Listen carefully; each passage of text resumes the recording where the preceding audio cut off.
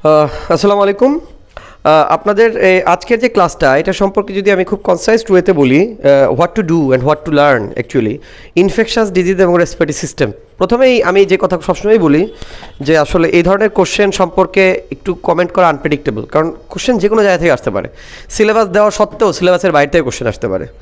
So আমার suggestion হচ্ছে আপনারা যারা আমাদের ম্যাট্রিক্সের সাথে জড়িত, অবশ্যই ম্যাট্রিক্সের শিটটা এটা হচ্ছে ফার্স্ট লাইন রাখা উচিত আপনাদের, কারণ এটা পড়তেই হবে। হ্যাঁ, এটা পড়তেই হবে এবং এটা থেকে আপনারা যতটুকু পারেন কভার করার চেষ্টা করেন।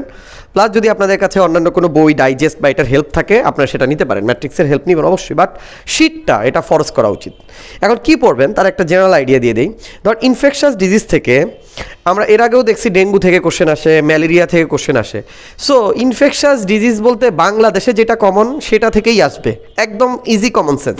যেমন আপনাকে যদি বলি, আপনার ছোটোবেলায় ইনফেকশাস ডিজিজ কী কী পড়ছেন?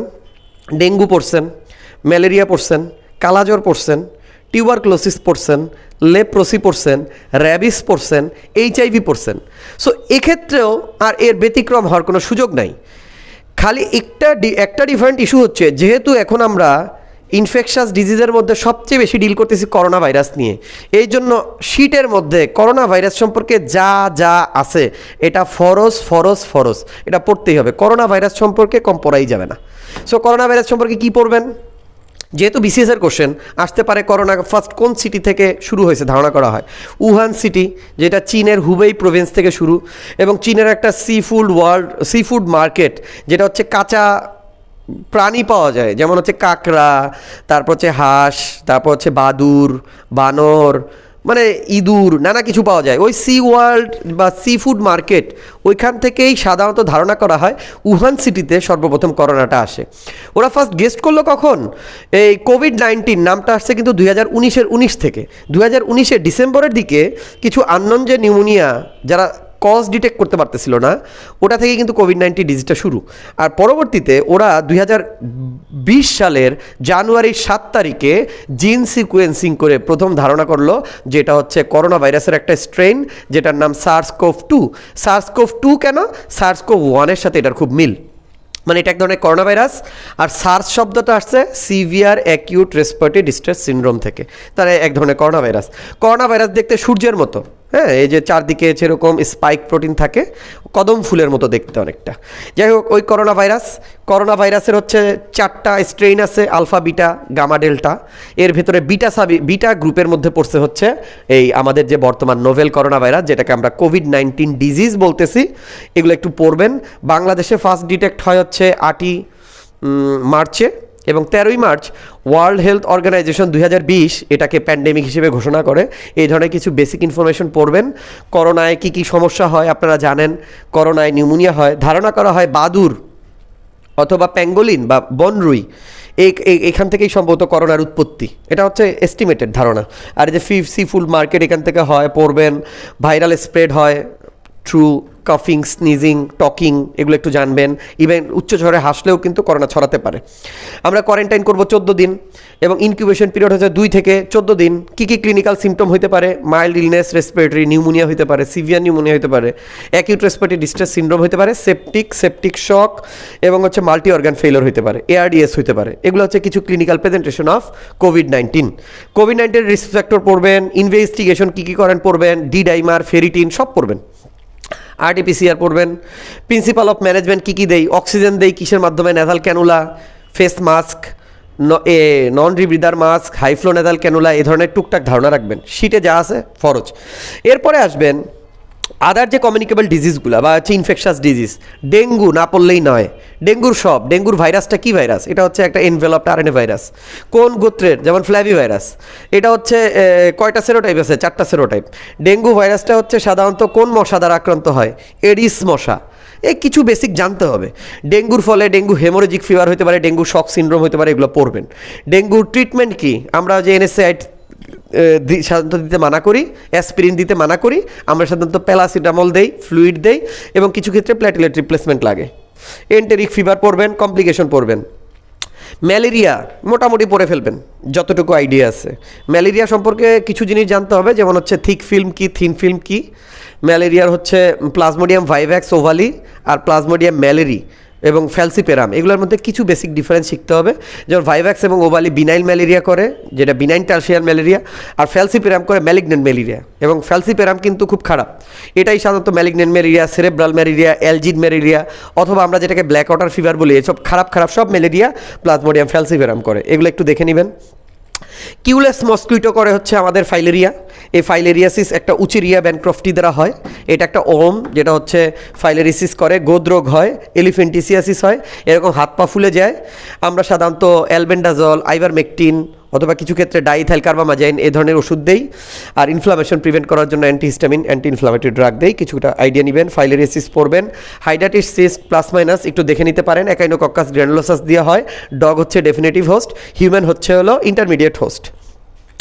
সিস্টিক ডিজিজ হয়, এই জন্য হচ্ছে এরকম লিভারে সিস্ট থাকতে পারে, লাংসে থাকতে পারে, বোনসে থাকতে পারে।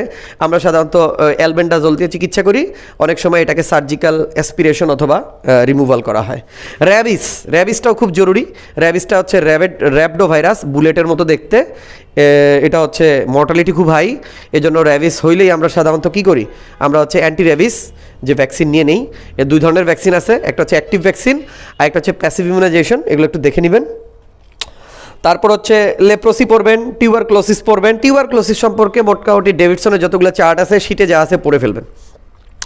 রেসপিরেটরি সিস্টেমে যদি আসি, রেসপিরেটরি সিস্টেমের ফিজিওলজিতে এখন তো বোঝানো সম্ভব না, জাস্ট আউটলাইন দেওয়া। শিখবেন হচ্ছে ইন্সপিরেশন কীভাবে হয়, এক্সপিরেশন কী হয়, শিটে যেভাবে দেওয়া আছে প্রসেসটা দেখে নিলেন।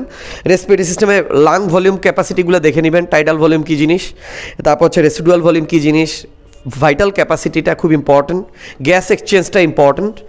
এবং লাংসে যে দুই ধরনের এপিথেলিয়াম থাকে সাধারণত এলভিওলিতে, টাইপ 1 টাইপ 2 সেল, এটার একটু ক্রাইটেরিয়া পড়ে নেবেন। গ্যাস এক্সচেঞ্জ দেখলেন, তারপর হচ্ছে আপনাদের একটু apex base ratio plus minus দেখে নিতে পারেন। অক্সিহিমোগ্লোবিন ডিসোসিয়েশন কার্ভ 1 স্টার দেখলে ভালো।